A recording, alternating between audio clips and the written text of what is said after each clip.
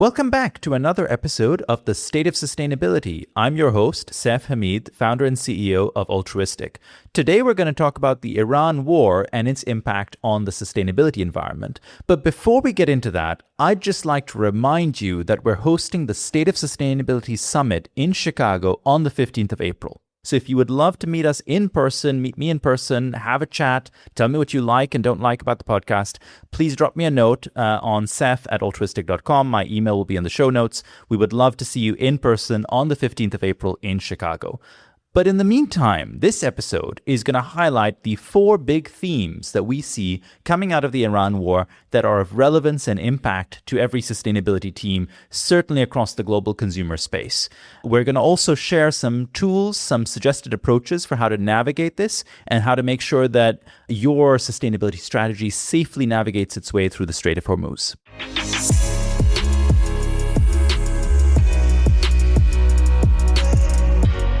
We would be remiss if we did not talk about the Iran war and its impact on sustainability and the state of sustainability. This is the main event in the global market right now. This is what everyone's talking about. It seems everyone's talking about this and AI. We've talked about AI a bit. Let's talk about the Iran war. And one of the commitments that we've made to ourselves and our listeners on this podcast is to always take the big picture, the holistic picture, not just talk about software, which is our bread and butter, but also what is it that impacts your careers, your lives, and the work you do every day as sustainability professionals. So this is also a little sentimental for me because about 100 years ago, my ancestors made the big migration from Shiraz and Isfahan in Iran over to Calcutta, eventually in modern-day India. And from there, eventually my family made it to Pakistan. So I have a little bit of Iran in me that is empathetic and sympathetic to what's going on in that part of the world right now. Obviously, a massive tragedy for the people of Iran, whatever happens. But here we're going to talk about what is the impact on your businesses as listeners, the sustainability environment, the companies that you work with. I have 4. So there are 4 impacts that I thought through as particularly consequential. And we're going to go through each one and we're going to reflect a little on what it means for this environment. So the first is oil prices. Now, obviously, this is the sort of first order impact. The Gulf is still a major source of global crude, global fossil fuels, global petrochem. And so what we expect and what we're seeing is that the Iran war is inflationary for oil prices and all its derivatives. I suspect that this is going to accelerate net the transition towards sustainability on 2 fronts. So one of the impacts is that we're seeing the price of Brent crude rise significantly as a result of the war.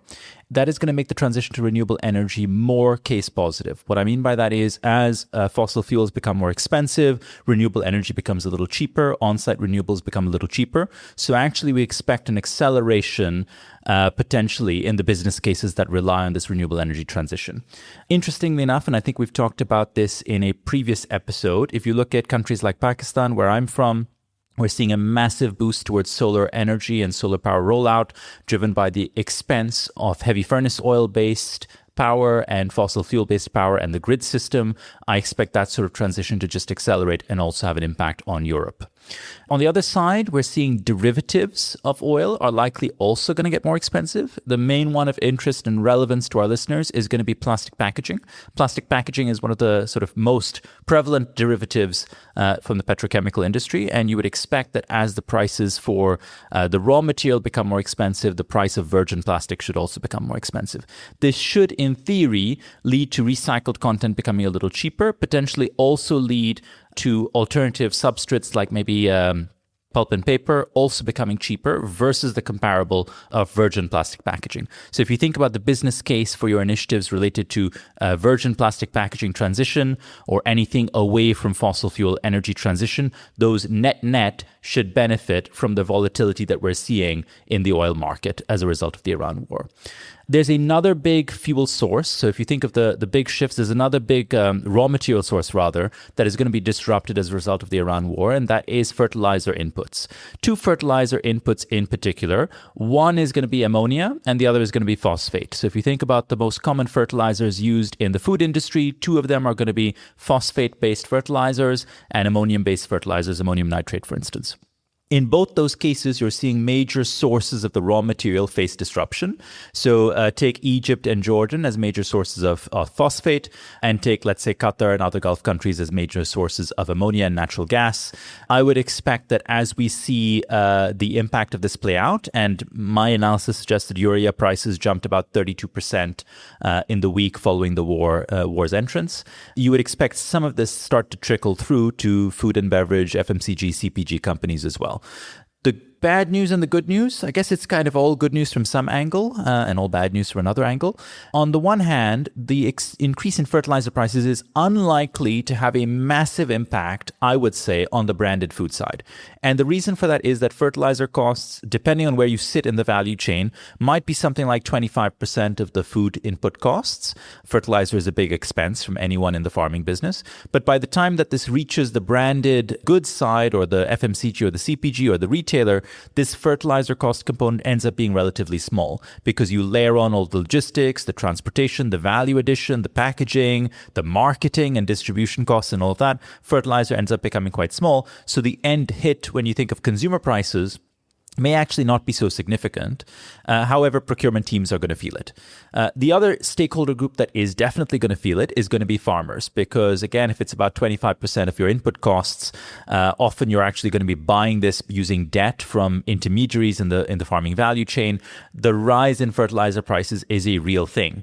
From a sustainability transition perspective, if you look at your MAC curve, your marginal abatement cost curve, or however you look at the initiatives that you're deploying to drive sustainability in your business, you might well see that any transition away from fertilizer starts to look much better. Very similar to what we've just discussed on the price of crude influencing the shift towards renewables and the shift away from virgin plastic packaging.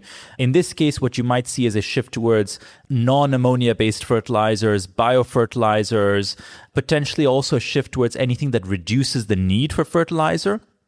Good initiatives are soil conditioners, for instance, composting, optimizing the amount of fertilizer that goes in. Many farms over-fertilize out of a certain level of risk aversion and often poor advice. And so all these things actually start to look much more attractive for farms looking to transition because actually they're much more in the money. On the other hand, what you might find is that farms are much less receptive and ready to have the conversation with you around the sustainability programs that you're running, just because they've got so much noise now coming their way around fertilizer costs rising, which again are a key input that they really don't have the margin space to absorb themselves. I think that anything, though, if just to summarize, if you think about these sort of key commodity price volatilities, it is a really good time to start revisiting your MAC curve, revisiting your initiatives, and revisiting the internal rate of return that you would expect from these, or the ROI that you would expect from these, because anything like precision ag, green ammonia, composting, fertilizer reduction, shifts to renewable energy, shifts away from virgin plastic packaging, these are all likely to start looking really attractive. So that was the first one around the disruption to commodity prices. That's one of the big themes that we're seeing coming out of the Iran war, which is going to really disrupt the sustainability landscape. Let's move on to the second big theme, and I'm calling this the sort of financial markets theme. Anyone who follows the global stock markets as obsessively as I do will notice that they've all taken a hit. Pretty much every stock market I could find has taken a hit. And as a result, there is more pressure on individual companies' share prices. What does that mean? So if you think about a share price on a stock market, it is a result of two things. One is earnings, how much your business makes, let's say net of all costs, etc. And the second is market expectation. Does the market expect that this share price is really going to rise fast because it's a really hot sector, or the geography is really great? So for instance, if you look at the US typically trades at a higher multiple of earnings versus Pakistan, which surprisingly trades at a really low multiple of earnings. The difference, I think, is something like a 25x multiple in the US on average versus a 5x multiple on average in Pakistan. Anyway, Pakistan insecurity aside, what that means is that you're likely, as a result of the Iran war, to see a lot more pressure on your share price as a company because global stock markets are in decline as a result of the war, which means that expectation value has gone down.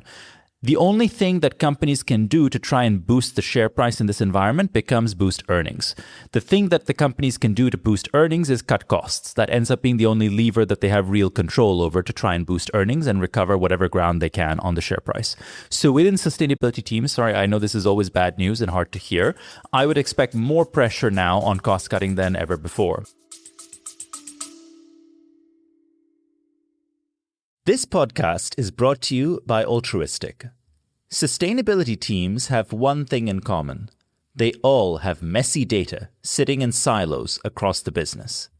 This means 60% or more of their time is spent getting data into shape and not making sense of that data or using it to drive action. Altruistiq's AI-based tools can help. Meet Evie, your in-house, always-on-call sustainability assistant. Evie works alongside you and your teams to clean up and transform your enterprise data into usable emissions calculations. Even better, Evie helps you interrogate this data, working like the junior analyst you wish you had. AI alone won't solve all your problems, but data transformation is one you can cross off your list. Visit altruistiq.com to find out more. That's Altruistiq with a Q. And the other kicker to throw into this is that in general, what the Iran war has signaled to CEOs around the world is an increase in volatility. Volatility actually has an index of its own called the VIX, which is also subtitled the Fear Index, or not subtitled, but colloquially known as the Fear Index. Basically, you can actually buy an instrument that tracks this, so you can, in effect, short or hedge against volatility. So anytime that something bad is happening in the world, the VIX rises, basically, the Fear Index rises. Anytime that the world looks a little more stable, the VIX falls. So right now, the VIX is actually pretty high. I believe it's somewhere between 24 and 27. And that is not the highest that it has been in recent memory. It was higher during COVID, but it is pretty high. Which means, again, if you think about the fear index hitting CEOs, the best thing that they can do is try and take risk out of their business. The best way to take risk out of any business is to bring cash into the business. And in an environment where they can't do that by selling shares because shares are depressed, they can only do that really by cutting costs. So I would expect more pressure on costs until this environment stabilizes a little. The impact on financial markets is therefore going to be something that unfortunately sustainability teams will start to feel radiated onto them from other parts of the business. That is the second big theme that we're talking about today. So the first one was commodity prices and how that's going to impact sustainability. The second one was financial markets and how that's going to increase pressure within the business. The third one is emerging markets and an increased sovereign risk to emerging markets. What do I mean by that? So emerging markets typically get hit by something like the Iran war on two fronts. One is that most of them trade in dollars. I think all of them trade in dollars, basically. In a crisis like this, the dollar becomes more expensive. Why does the dollar become more expensive? Because there is a flight to safety in a crisis like this. People start buying dollars because dollars look safe versus other things that you could buy. And so in that flight to dollars, as people buy more dollars, the dollar becomes more expensive, which means that if I'm Vietnam or Bangladesh or Egypt or Pakistan, it starts to become a lot more expensive for me to trade because I have to buy dollars to go and buy stuff with, and the dollars became more expensive. The other thing that became more expensive, flashback to what we said about commodity prices, is crude, petroleum, oil, petrochem derivatives, etc. Most emerging markets are heavy importers of these goods because they needed to keep their energy systems running and to keep their industry going because they actually do value addition on top of what they import, often from the GCC, the Gulf, basically. In an environment where dollars are becoming more expensive and energy imports are becoming more expensive, these countries have very scarce foreign reserves to go out and buy stuff with. In the case of, again, if you look at like Pakistan, I think Pakistan has basically 30 days of foreign exchange reserves in the tank, 30 days, which means if the war continues for 30 days, the country basically goes insolvent from a trade perspective. And I think that was actually 6 days ago, so 24 days now. And Pakistan's not the only one, right? Like, again, I named a bunch of countries, but pretty much most of your trade partners in the global south are going to be impacted for this. What happens when a country runs out of dollars to buy stuff with for imports? Lots of bad things happen.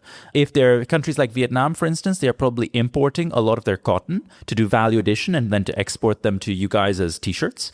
If there are countries, let's say, processing, maybe food goods. They're probably importing fertilizer, and they're going to use that fertilizer to plant seed and export grain to you. But actually, the fertilizer is now suddenly more expensive again. See not just the dollar impact, but also the commodity price impact, which means that you start to expect a lot of disruption. This disruption is going to be handled by procurement teams in a few different ways, but the primary mechanism that procurement teams have is to try and shift towards other sources of supply, sources that might look stable. Now, procurement teams will be ready to give a bit of grace and to say, let's ride this out for a few months and see what happens. But if the Iran war looks like it might be protracted, and it seems no one is expecting this war to end within a few months, then actually procurement teams start to look at longer term alternatives as resource suppliers or source materials for their goods. What that means for sustainability teams is you can expect really unprecedented, I would say, in some ways. And also, unprecedented is a bit tough to say in a time when we have COVID and tariffs and so on. But, here we go again types of changes, basically, on your supply chain, which is going to shift your scope 3 radically in ways that you're not prepared for, in ways that you don't quite understand yet, and in ways that will be quite seismic. In some cases, you might find your scope 3 actually goes down because your procurement teams are having to source from more expensive geographies, which are maybe more decarbonized, but they're doing it because the disruption risk is so high. And in some cases, your scope 3 might go up because actually you're trying to find long circuitous routes to get material to you because also transport routes have been disrupted and the Strait of Hormuz is in a tailspin. So this third risk area of emerging markets, sovereign risk, I think is another one that we're going to see start to play out over the next, I would say, few months. And so wait for it coming to a place near you. The fourth big theme, I would say, is going to be disruption to consumer buying habits. This one, I would say, is a little harder to really pinpoint and a little harder to predict how this is going to play out. But the commodity price shifts that we've just outlined, the financial market shifts that we've just outlined, not to mention the emerging market sovereign risk, is going to impact consumer wallets. Consumers are going to see the value of their savings decline as stock markets go down. Consumers are going to see their energy bills, in most cases, go up as energy generally becomes more expensive. Their fuel costs go up as driving their car becomes more expensive. That means that they're going to have less discretionary income. I would expect that this puts a lot more pressure on sustainability teams to justify the initiatives that they're pitching for.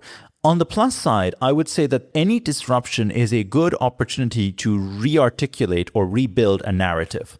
What I mean by that is you can take this in two directions. Either you can say, oh crap, this is another headwind on sustainability. Everything has become more expensive to buy and it's become a lot harder to sell. How are we ever going to get our initiatives through the door? Or you can say, actually, this is a massive disruption that has shifted the economy, really. And as a result, we have an opportunity to re-articulate what sustainability could do for the consumer value proposition. And I would say you could link this either to saying, let's go even harder on the discretionary income of a higher income bracket, which tends to care more about sustainability. Or you could say, let's try and find even more ways to cement our value proposition in the guilt-free purchase category. If someone is going to be buying a Kit Kat or let's say a Lion bar, snack from my childhood, right at the counter before they pay the bill, and that moment of guilt, which is, is this something that's bad for me? Is this something that's unhealthy for me? Weighs a lot more when it's also a discretionary purchase coming out of limited free income. How do you go that extra mile just to articulate why this purchase shouldn't make the consumer feel bad about themselves? Because actually that sentiment is going to hit a lot harder with consumers these days.